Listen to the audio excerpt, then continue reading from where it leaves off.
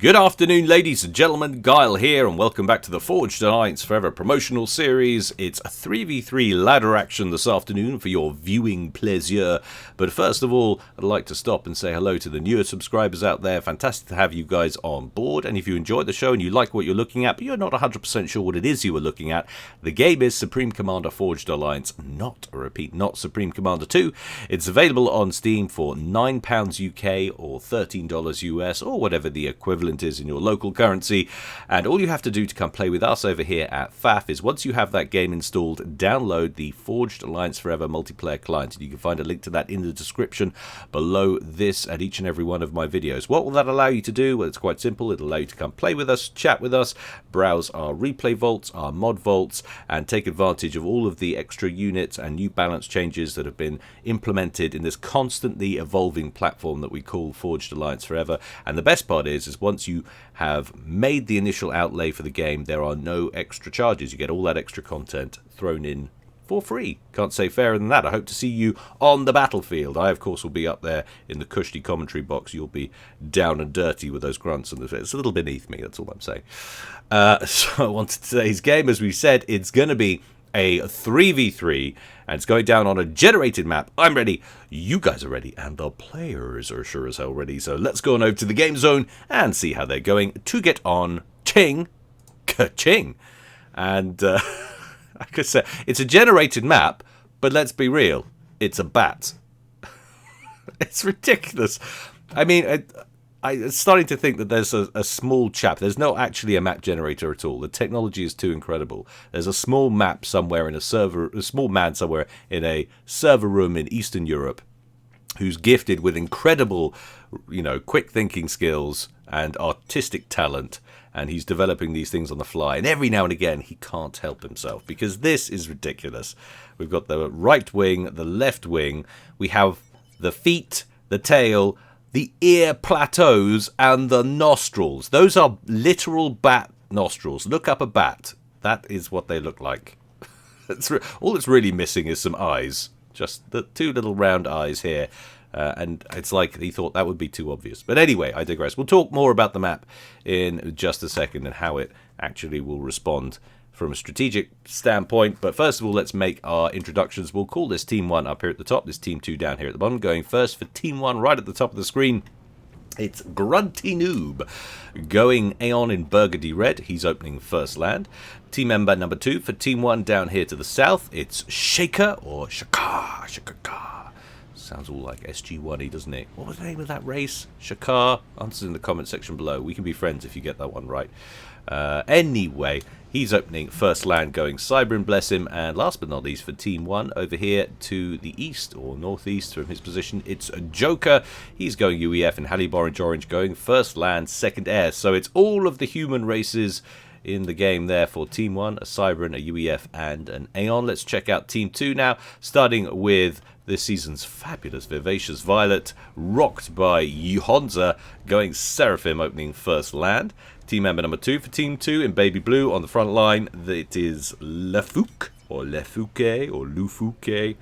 We'll probably just call him Lefouque. He's going Cybrin, opening first land, going second air, and last but not least in baby blue, another UEF. It's Control K, this time in electric blue, going first land, second air. Definite meta evolving here. Everyone wanting a little bit of land and a little bit of air. I mean, almost everybody, it seems that way. So, what's the actual map got in store beyond its aesthetic amazingness?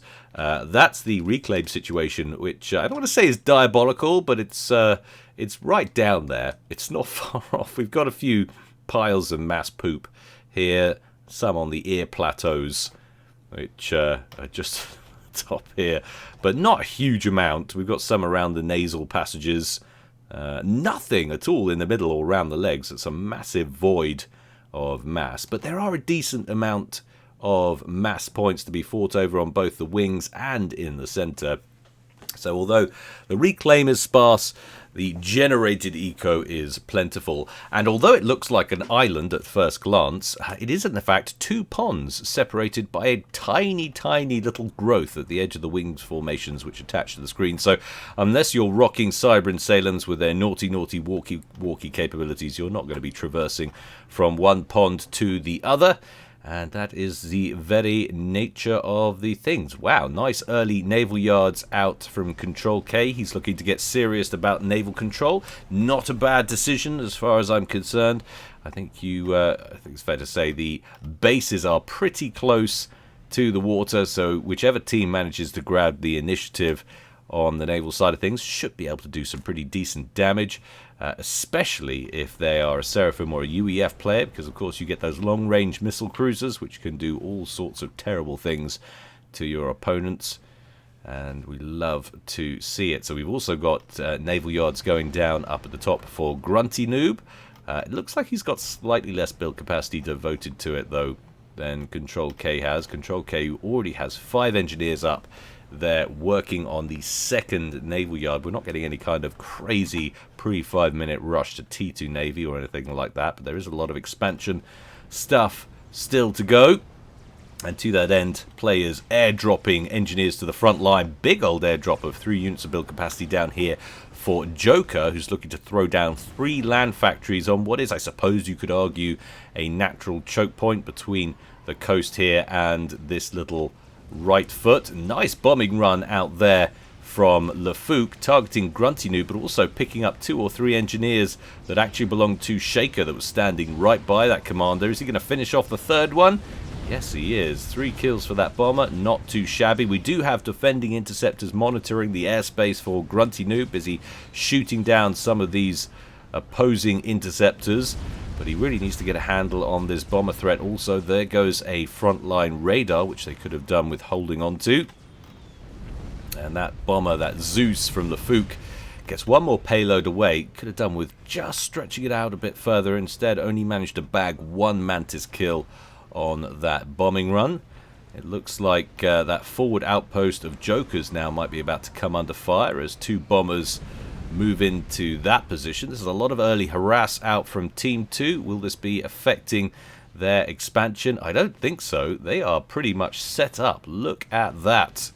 Right the way across to the midpoint, essentially, whereas we still have some expansion to go for Team 1, but that might be down to the fact that they've been losing some engineers in the area to this bomber pressure. Those early frigates have no out for Control K, have now closed on to Grunty Noob's naval yards and are trying to make a play here. They take down the engineer on the cliff edge working on that next naval yard, so for the time being at least, Grunty Noob going to have to make do with 2 naval yards. He has got another one queued up from this engineer which is moving in to the back, and now he's getting serious, airlifting a further 5 engineers into the water.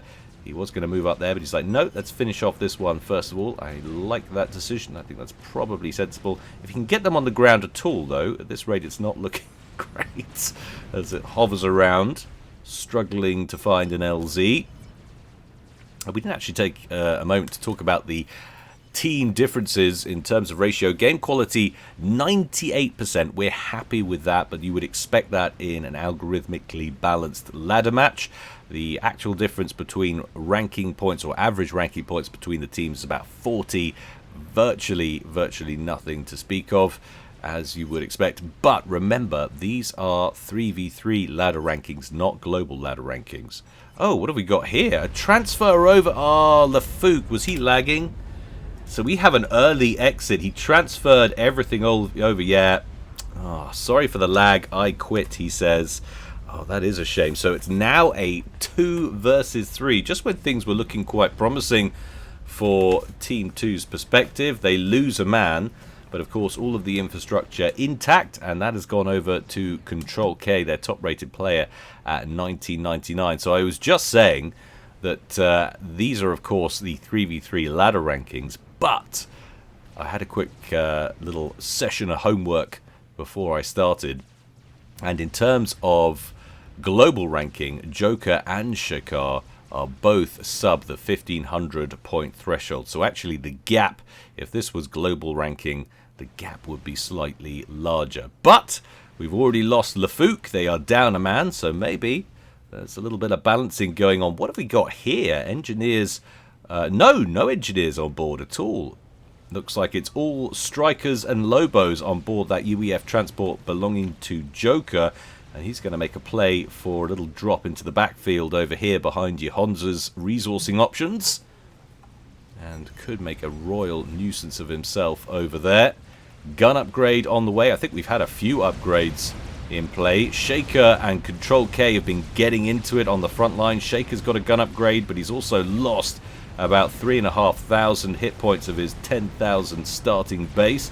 We've got an upgraded gun on Control K's commander, looking to use his comm offensively, and he's almost at full health. In fact, he was at full health until Shaker just opened up on him there. What's happening up here with Grunty Noob? He's not getting involved personally for the time being. Has his commander nearby, however, so we'll be able to bring that guy in a pinch. And having completed the gun upgrade on Joker's comm, Joker wastes no time and goes straight for a nano repair upgrade, and that's proceeding nicely up to 36% complete already. Shaker continuing to push. Needs to be a little bit careful here.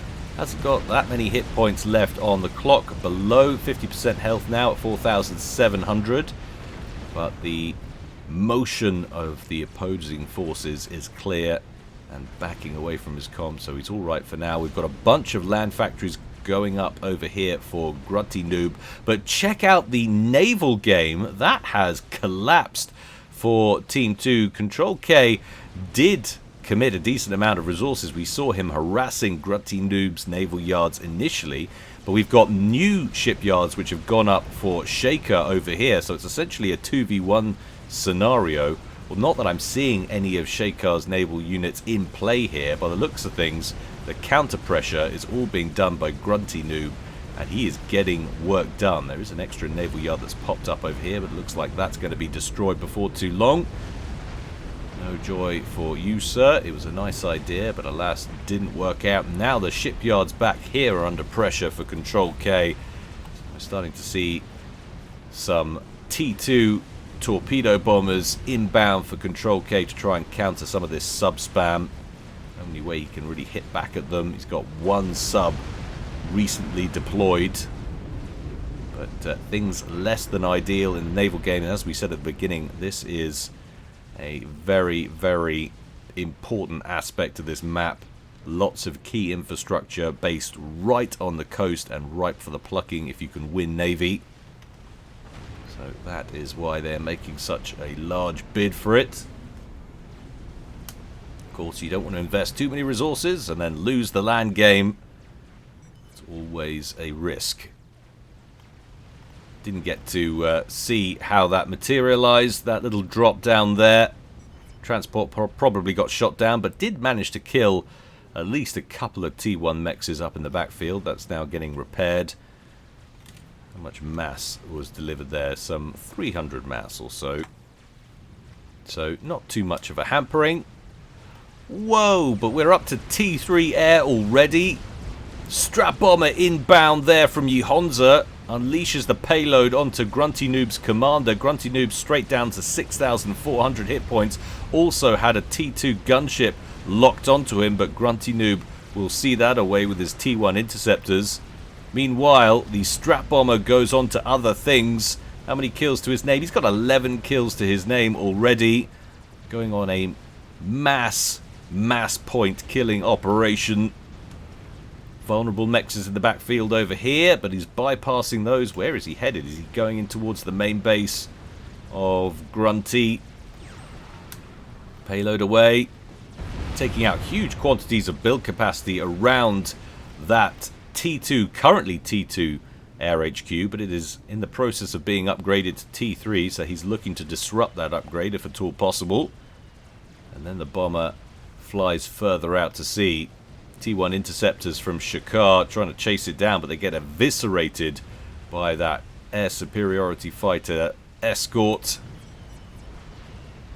And then that bomber swings around and is coming in for another pass. Next target might be Shaker's base.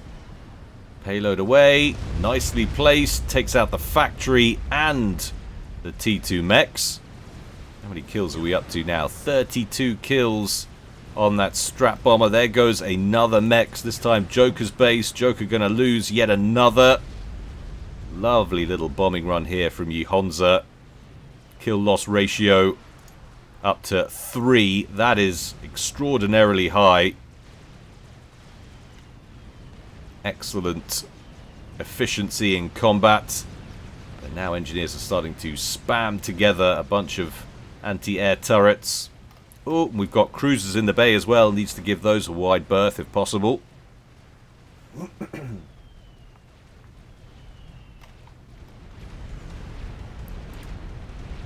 Just giving my volume mixer a check, making sure my sound levels are good. Can't always be sure. I mean, you can. I could just check it to begin with, but what I mean is I can never remember to. Torp bombers circling, trying to contend with some of these vessels in the bay, which have destroyed all of Control K's naval production capacity. So he is now locked out of the naval game, and that is seriously detrimental. A couple of subs have made their way into this side area down a very narrow channel. So they were able to pass through there okay. I was wondering whether that was possible, but it must be if those subs have got in.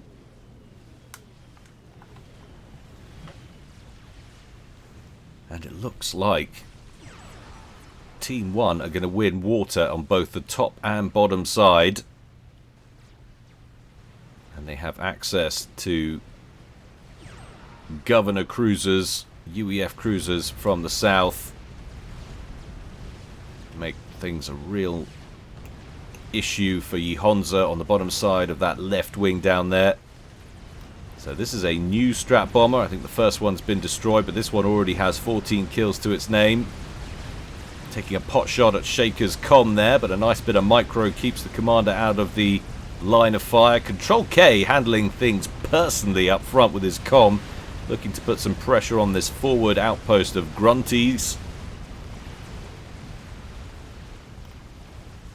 Lovely little breakthrough from Joker at the southern choke point. Last couple of land factories die a death on their way through. Control K brings in a T2 Stinger gunship, trying to hold this force back, but there are some T1 Archers in here, and of course there are vessels just off here to the southeast.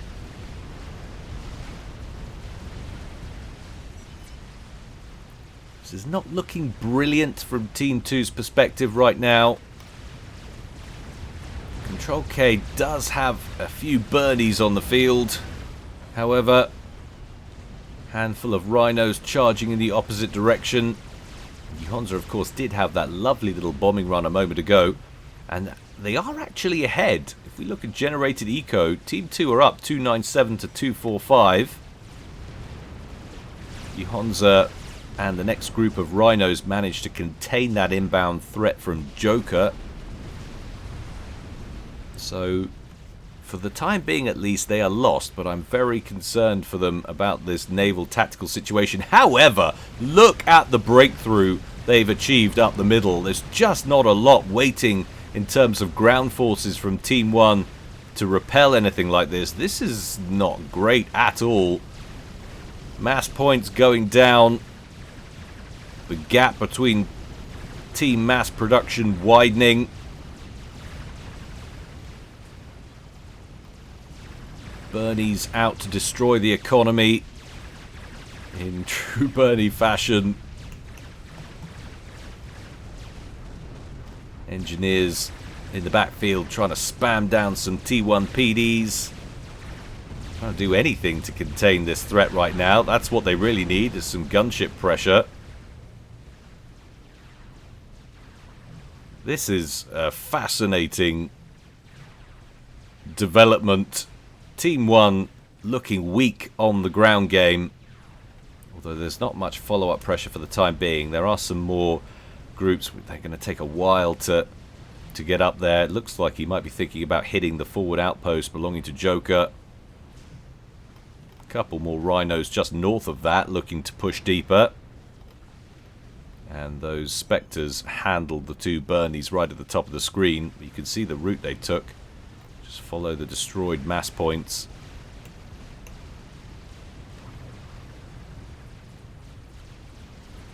Oh, but look at this. So another attempt to get involved in the naval game for Team 2. Honza plonks down a naval yard right in the back here. A couple of units of flak come in. Mobile hover flak come in from Grunty.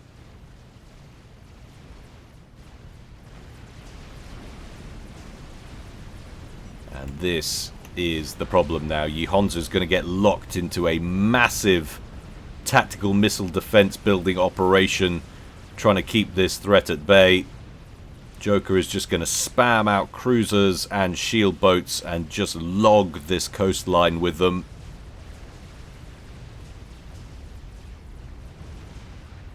Nice little group of T2 gunships there. Wonder if they could be moved up and brought to bear on this naval yard at the top. Slow down the expansion of cruiser production. Yeesh. Team 2 being picked apart from both ponds now. But still, 100 mass up in generated eco. In terms of total mass accrued, it's 237 to 219 in favour of Team 2. Team 1 have done an awful lot better on reclaim. They must have had the lion's share of the mass from ground attacks, because as we discussed at the beginning of the game, there wasn't much to be going on, provided for by the map gen in his infinite wisdom. Little floaty attack coming off the water, dealt with by Control Case Com and some Bernies loitering outside this forward shield covered base.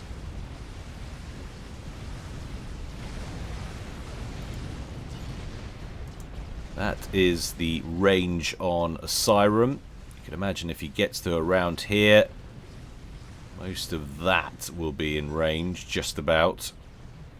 It's obviously less than the range on these cruisers, featuring that outer yellow line for missile coverage. So this is going to be really hard. There's a lot of mexes down here, a lot of real estate that Team 2 would like to protect if at all possible. Is he thinking about a torpedo bomber raid? It looked like it initially, but then he circles back away. Wow, this is a huge investment. He is planning at the back. He knows he can't get through down. No, he doesn't know. He has sent a destroyer out over here. Is he not aware that he can't get through? Well, he will be now. Captain, there's something in our way. Is it another ship? No, it's a massive piece of land that we didn't look for. I guess we'll go elsewhere then. Next one rolling out. Moving towards the top pond.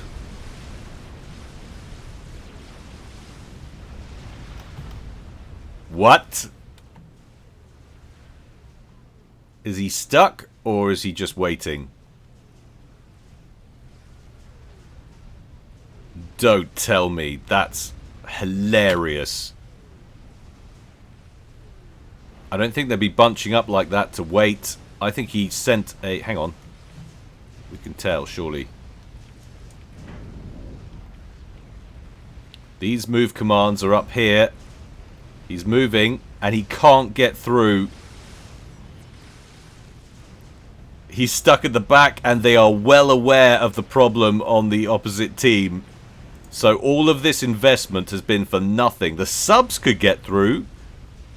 Must have been a smaller collision box. But that is yet more bad news for Team 2. And the air advantage they enjoyed initially seems to be slipping away as Grunty hovers over the top, assassinating vulnerable planes with what is a sizable group of air superiority fighters. That's a lot of loyalists. Tons of Bernies. But they can't do much about that inbound naval fire. He wants to get those on the move, harassing ground targets further up. Surprised Joker still has control of this forward outpost. He's pumping out Percivals from them as well, these factories. That is going to become hard to dislodge. Still, we have a gulf. Team 1 up 347 to 284. Sizable advantage, not surprising considering all of the mass points that have been taken down. 351 now to 264. Oh, this is a rough position to be in. Control K starts a bug, but then changes his mind. Needs to get the power situation stabilized first. Working on pumping mexes up to T3. And look at that. As soon as he's realized that they're redundant, factories Control K'd, most of the vessels Control K'd. That's so unfortunate, that really is. What a cruel mistress the map gen is. Oh, and he managed to pump out an Athota as well. In come the gunships. Surely they've got to be concerned about the Athota, but I guess they're trying to take down the mobile T3 anti-air first. And then they'll want to try and deal with the Athota. The Athota, of course, has its own AA equipped on those shoulder pads. Glistening 80s shoulder pads. Grunty Noob, hovering by the water, has his own Asylum shield gen covering the comm. He needs to be careful though, that won't last long against all of those loyalists. He gets on the move, gets stuck up on his own shield gen. Oh my word! And then a huge blast comes in from the Athota. He thought he had more time. He did not, I repeat, did not have more time. And that was the kill Team 2 needed. It's now a 2v2. Shaker is going to inherit his teammate's stuff. But still, this Athota, 53,000 hit points remaining on board.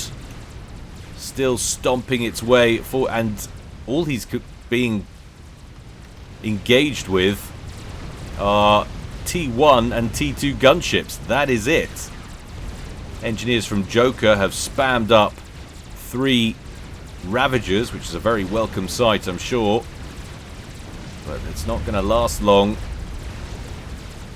Into the yellow now, 45,000 hit points left on the Athota. The Ravagers are down, and that forward base of Shakers is down. Kill power, says Grunty Noob, observing from beyond the grave. Look at this, nice little distance build up the cliff edges here. We've managed to get 4 land factories online.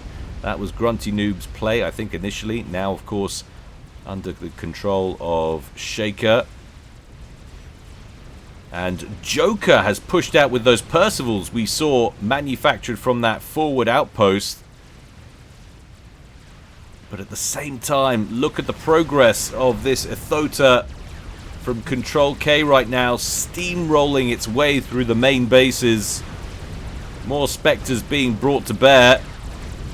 But of course, the deeper it goes, the more veterancy he gains. He's a 2-starred experimental, 131 kills to his name, and he's not far off achieving rank 3 in the next clump of HP, which is going to come his way. And then, of course, we've still got this brick and these loyalists.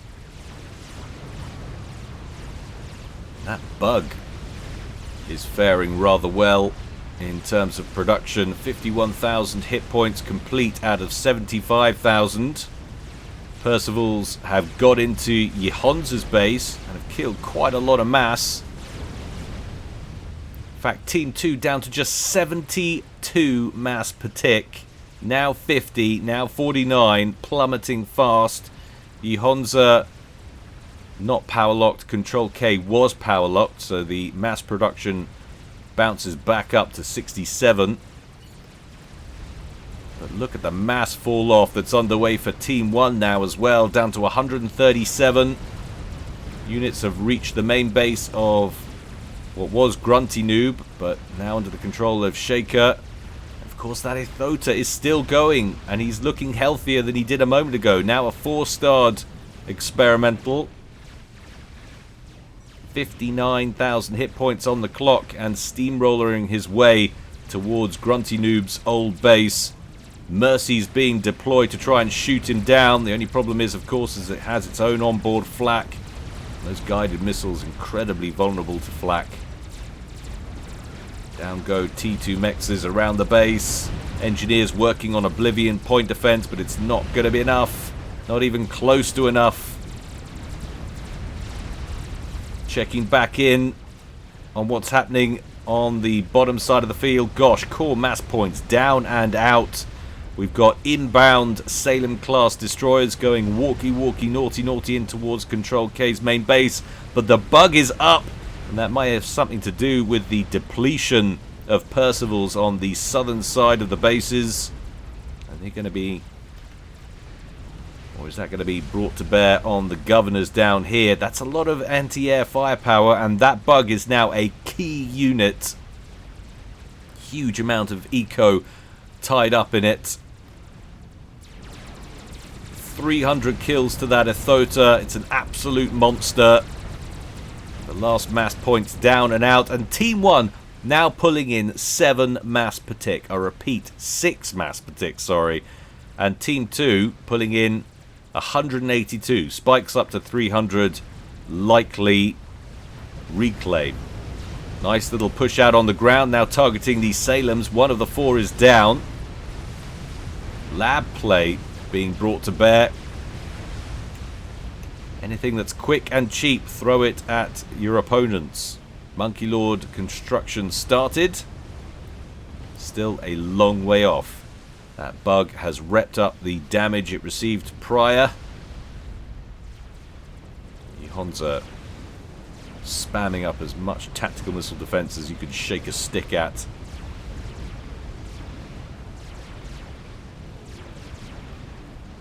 Now the governor's going to break through and take down that T3 air factory belonging to Yihonza. Oh, tactical missile defense starting to achieve critical mass. Now keeping up with the inbound fire.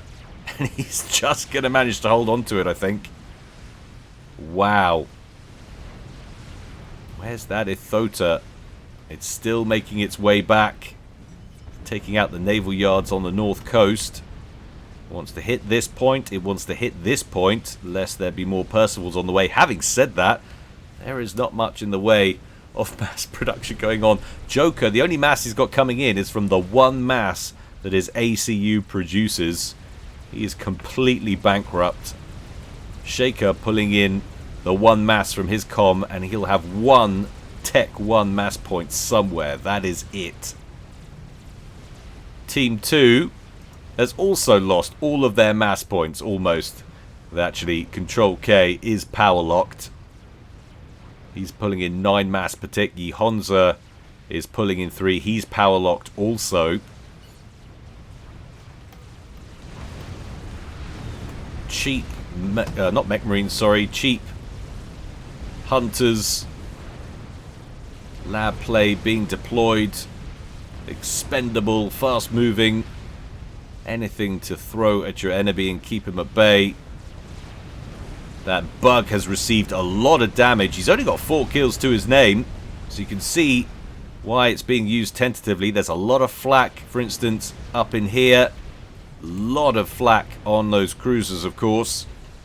Same deal with the Governor cruisers on the south coast. So it is not just a simple matter of bring out the bug, because he cannot afford to lose it. He's got to keep it alive, and he can afford to keep it alive because of the excellent cyber and regen. As long as his base defense holds, that's what he's looking for. And this is their big advantage. This air experimental and this ground experimental that's now being used to torch that forward outpost of Jokers. The outpost that launched the Percival invasion that initiated the attack. They're calling for draws in chat, but gameplay still proceeding. Seems like a draw if ever there was one. I don't know. Answers in the comments section, guys. Whose position would you rather be in here? It's not... neither one's particularly enviable. Tactical missile defences capitulating to inbound cruise missile fire. Once they've gone down, attacks can resume, of course, on that T3 Air HQ. Oh, just creaming them. And now they've got an open goal to everything in here. And they can hit everything up to that line.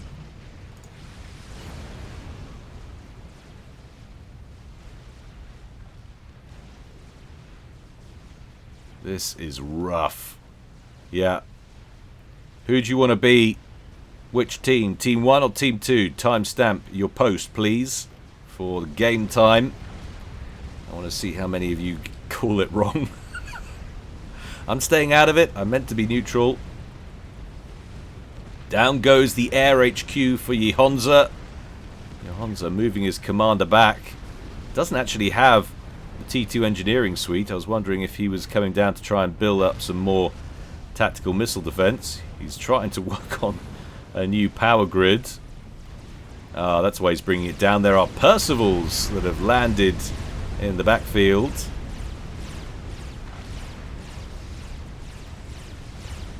And he's struggling to deal with them because he doesn't have access to overcharge, because he's got... Oh, he should have overcharge. Overcharge them, for goodness sake. He lost a lot of hit points there. He's down to 6,500. Loses the factory. Gets hit in the back of the head by that Percival fire. He just needs to run now. Of course, he can't outrun them, and now he's moving into cruise missile fire. That was horrible. That was absolutely horrible. But down he goes. It's now a 2v1. Control K all by his lonesome. Bug being brought in to defend the back end of the base against this inbound Percival threat. But again, not a lot of hit points. 40,000 hit points. Tons of cruisers. You take down a bunch of them, but if you lose the Bug, I think you're done. You've still got that Ithota, but it really can't do too much against all of these naval units. And slowly but surely, Joker re-establishing. Hydro under construction. Lots of T1 P-gens on the way. Control K pulling in 28 mass per tick. Team 1 collectively still pulling in 3. It's not ideal. First order of business, get your power grid going, and that's what he's trying to do. That's what they're both trying to do. How many kills on this Ithota now as it's being brought towards these cruisers, but drawing fire in the process? Well, it's now a fully 5-starred experimental with 401 kills so far attained. This Salem is going to get it. Probably should have gone back onto the water, Sunshine, where you belong. Blappity blappity. So that alleviates the pressure just a smidgen. These factories will be next, I imagine. Well, actually, maybe not. Maybe he just wants to get it away from all of this cruiser fire. Oh my god, he's done it again! Why? What? Just why? They've built more naval yards. They're going to build subs? I mean, the T1 subs from Team 1 got in here through this gap. Maybe with Seraphim factories, maybe the sub-hunters would be able to pass. Maybe that's the thinking. Control K, if you're watching, do let us know. I'm intrigued. Or did he even start those? Were those started again by Yehonza? Maybe Yehonza had that idea of trying to pump out submarines. Because we definitely saw some of Grunty Noob's subs come in here right from the beginning. Maybe because the T1 subs are just so small and thin. Maybe that's why. 37 minutes down in this game. And Team 1 now ahead in eco. Joker resurrecting his situation, expanding nicely. Managed to retain a decent amount of build capacity, which has helped him here. And of course, there is a ton of reclaim to be had to help fund all this.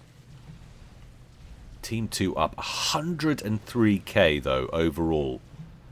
That is not too shabby. They crossed the 500,000 mass attained threshold. Bug with only a modest 27 kills to its name, sitting at the back, regenning at 75 hit points a second. Where's that Ethota gone? The Ethota was brought to the south coast to try and chase those boats away, which they've managed, or he's managed to do. Buying them just a little reprieve. Bug on the move once more. Now where's it headed? Ooh, Shaker doesn't want to pop his head out of the water there, that's for sure. By the same token, that Soul Ripper does not want to get too close to the sirens in the bay. Needlessly shed a bunch of hit points. That is not ideal. A little bit of extra lab play sent out on kill missions. He knows, of course, that they're going to be re-expanding. He has actually done some decent reconnaissance. He can see they have.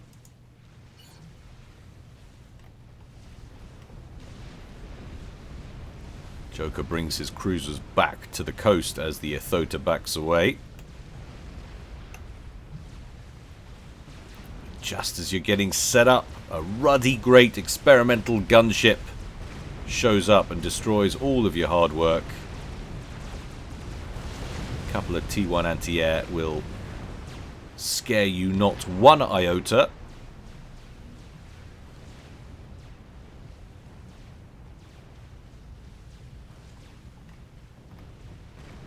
Ethota once again marching away. There's a game of cat and mouse here. If Joker is at all distracted here, could end up losing a bunch of vessels, and if not now, then maybe on the next approach attempt. He is determined to hold this position. He really likes it. Has a whole bunch of T2 engineers reinitiating a base construction, but he is going to lose everything topside to this bug. Oh, didn't manage to kill off those engineers. I'd say engineer killing is vital at this point.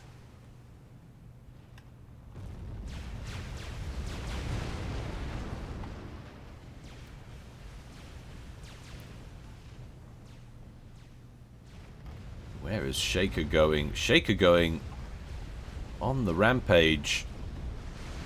And he's not that tooled up. He's got a gun upgrade. Got 55 kills to his name. He's a 3-star comm with 33 hit points a second regen. That's not enormous.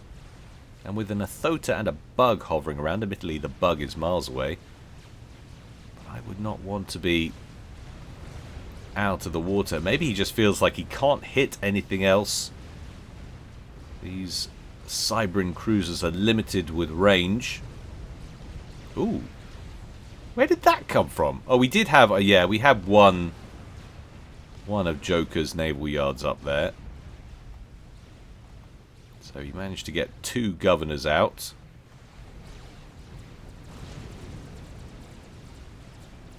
Using this factory at the back just to produce engineers at the moment. This one is pumping out frigates. Not sure exactly why. Don't remember if he tried with a frigate or if it was just with the destroyers. So potentially a frigate might get through if a sub did. Shaker now assaulting the main base personally with his commander. Control K moving his comm deep. Cerberus point defense turrets going up inside the main base, trying to ward off potential attack here. Ethota on the south side. Bug slowly moving back to base. Shaker looked for a moment. I was like, is he heading back to the coast? That's probably not a terrible idea. In fact, a better idea would have been just to walk down here and get in the water at the back. Although, then you might be trapped. Oh! Soul Ripper drawing fire down to 50% health, but it's past the danger zone and it's found the comm. That was never a great idea. Maybe Shaker had to go, I don't know, but that was a questionable decision. Boom! Down he goes, 42 minutes and 50 seconds into the game. It's now a 1v1 Joker versus Control K. I just felt like he didn't know what else he could do. He couldn't get re-established, and so felt like he had to try and make something happen.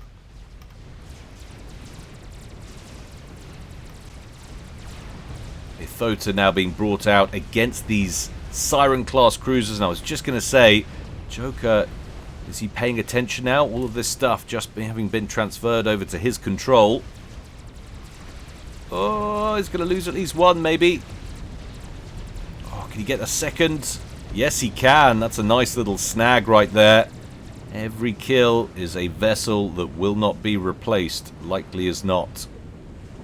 So he'll be happy with that. 43 minutes and 45 seconds. Control K still confined to this little tiny squid of land right in the center of his base.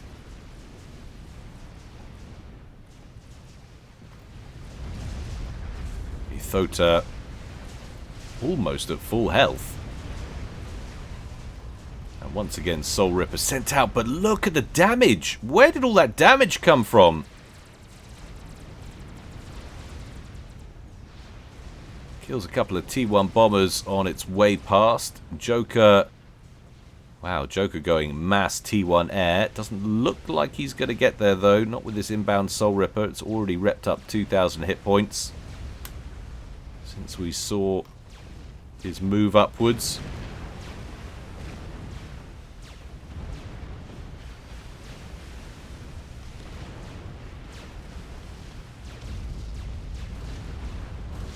There's the commander, and there is the T2 naval yard, which will finally put an end to naval production in that southern pond.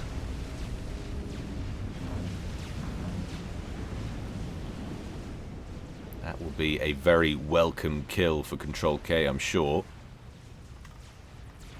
He did, he pumped out another destroyer. What's going on? Was he not paying attention when Yihonza did it before, maybe? I don't know. Unless, of course, that was the one that's been there all along, right from the beginning. How does it have 160 points towards its 3,375 point veterancy, but no kills? Maybe it's got assists. Answers in the comment section below if you understand the mechanics of that one, ladies and gentlemen. And while you're down there, give us a like. Like and subscribe. Why not? Life is too short not to show appreciation for marvelous play.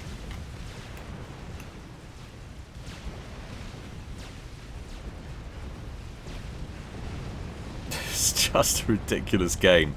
Two experimentals have been holding all of this at bay, and his main base section on this right wing has been smashed several times. Once again, Control K trying to defend the southern approach against cruise missile attack. Getting some bleed through here. Needs to land a missile in here. AoE will do a nice decent amount of damage. Going north, though, after the group of zappers further up. And getting some penetration there also. Ithota dispatched to try and take down some of the cruisers once more. How's the Soul Ripper doing? Not too bad. Back up to 24,000. What a redonkulous game this has been.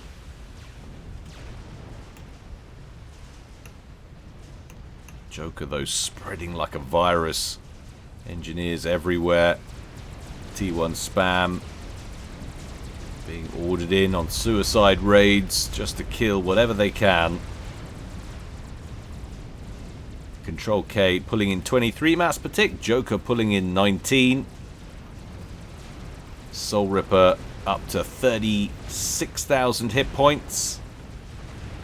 Having attained rank 2 in Vet. Still 3 more to go. So you can have a sneaky pop at these sirens. If you can clear those out, you can go to town on all the vessels kicking around in the top pond.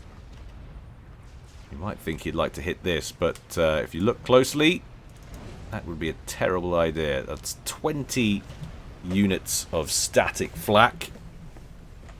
Joker wasted no time in securing the airspace around that outpost, and that's why he's giving it a wide berth.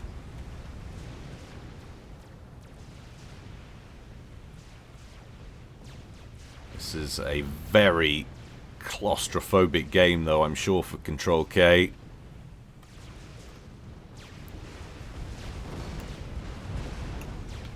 Coiled up, restrained. Just two pokey sticks with which to lash out. Admittedly, they're very good pokey sticks. But he can only kill so much at a time with them. And Joker, crucially, has stopped trying to re-expand. Really needs to just keep going at that. Pumping out as many engineers as possible. Keeping Control K busy. If Control K has to come up north once again and knock it all out, then so be it.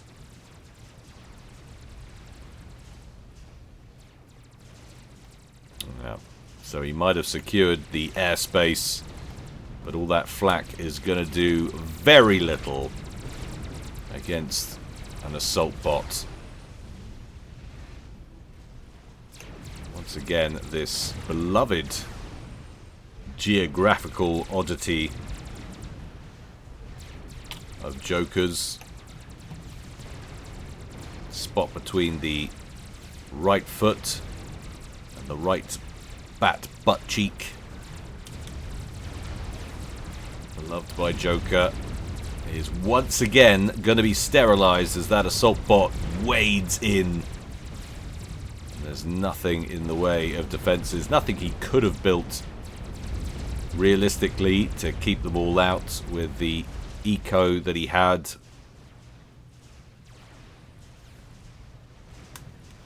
And that was the right maneuver. All of that Ithota was doing down here was periodically strolling back and forth from the coast and persuading these vessels to back away and move in. And as long as Joker is paying attention, you're unlikely to snag any or many kills that way. So redirected, and that's another threat neutralized, and now we've got brick, well, I say brick pressure, a couple of bricks moving north. What he really needs is another merry band of Bernies to send up. Oh, hang on though. He's repped up, he's going for the boats on the southern coast. He's already taken out the naval yard at the top, although I think it's been rebuilt as T1. He's tanking the fire, he's taking a lot of damage, but the cruisers are sinking fast. And he's going to survive that encounter with 31,000 hit points. Where on earth does Joker go from there? The GGs are out, the answer is nowhere. He did rebuild that naval yard at the top of the screen, but nothing was going to come from it, and really, from this position, it would just be a slow death. He knows what he's beaten, and that's a sensible decision. Control K would have just been able to expand out over here, re-establish everything on the south coast, and that would have been that. Well, a fascinating and unusual game today, guys. I hope you agree and enjoyed it. Control K definitely emerges as MVP. Let me know if you agree. And if you want to support me, guys, please do check out the Patreon. We try to get a new premium content ad-free cast up there every week. It doesn't always happen, but I think we're up to some 88 casts now on the premium channel. So do go and give that a look, guys. You also get access to the Discord. It's a mere $1 a month. Think what you spend $1 on these days, it buys you nothing. Absolutely nothing. But anyway, guys, until next time, stay well and stay safe. This is Guile, signing out.